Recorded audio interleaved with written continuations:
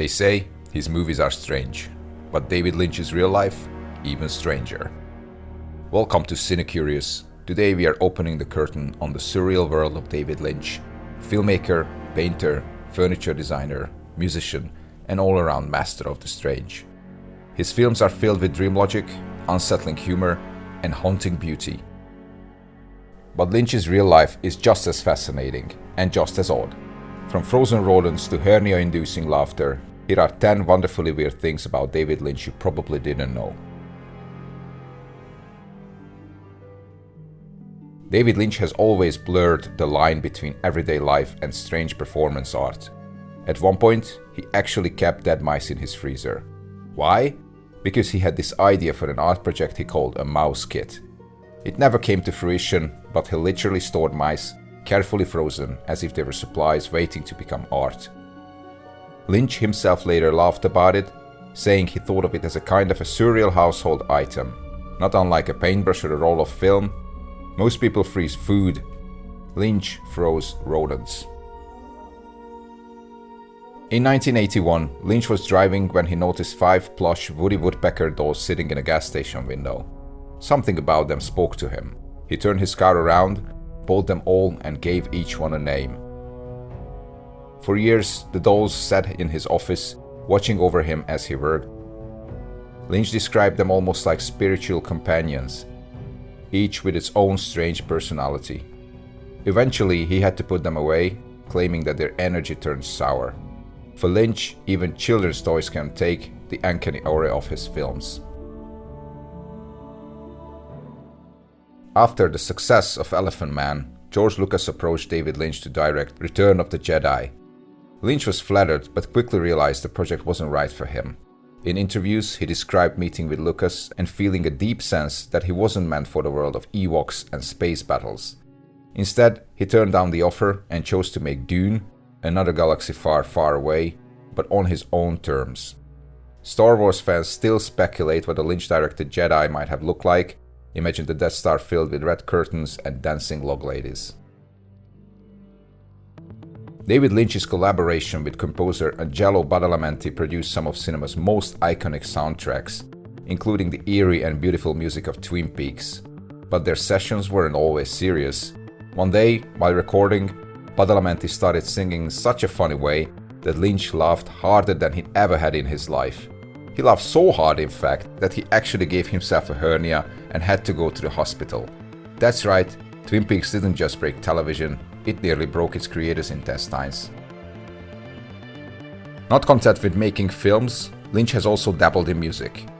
In the 1990s, he produced an album called Lux Vivens, based on the 12th century chants of Hildegard von Bingen, a German mystic and composer. Lynch added ambient drones, found sounds, and eerie effects to the sacred choral music, creating something that felt both ancient and futuristic. It's not the sort of record you would expect from the director of Eraserhead, but it perfectly reflects his obsession with blending the spiritual and the strange. Like many of us, Lynch became hooked on the TV series Mad Men. But he didn't just enjoy the show casually. When he met with John Hamm and Elizabeth Moss, he greeted them not by John and Elizabeth, but as Don and Peggy. To Lynch, these weren't actors, they were the living embodiments of their characters. It's a small moment, but it shows how deeply Lynch invests in stories, whether he's making them or watching them. He lives in the fiction as much as the reality. Aside from film, Lynch is also a designer and a craftsman. He built lamps, chairs, and even entire sets of furniture. But there is one thing he hates: large tables. In his view, big tables shrink the energy of a room and give off what he calls bad vibes. For Lynch, furniture isn't just functional, it's alive with mood and energy. When you hear this, you can start to see why even his sets in Blue Velvet or Mulholland Drive feel like characters themselves. Even the furniture has a soul. Lynch never had much patience for traditional schooling. In fact, he once declared that school is a crime against young people. He believed that the rigidity and the structure of the classroom stifled imagination and natural curiosity. It's a provocative statement, but it makes sense coming from a man whose creativity thrives on breaking boundaries and ignoring rules. For Lynch, education came from art, experimentation, and intuition, not textbooks or timetables. As a young man, David Lynch actually attended John F. Kennedy's inauguration in Washington, D.C. He was there in the crowd, watching history unfold. It's an almost surreal image, a future surrealist filmmaker standing in the cold January air as JFK delivered his famous speech. It's a reminder that even people who create dream worlds on screen are shaped by the real world's history and turning points. Lynch's first short films were as bizarre as you would expect.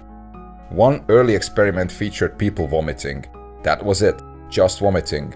While most student filmmakers were experimenting with slice-of-life dramas and artsy love stories, Lynch went straight for the grotesque body horror. Looking back, it's easy to see the seeds of Eraserhead and beyond. For Lynch, the grotesque is just another pathway to beauty. From freezing rodents to producing medieval chants, David Lynch proves that his life was every bit as surreal as his films. He is a reminder that art and life are never separate. They are intertwined in ways both absurd and profound. If you enjoyed this dive into Lynch, subscribe to CineCurious and join us as we uncover more hidden stories from the history of cinema. Because sometimes the truth is stranger than fiction.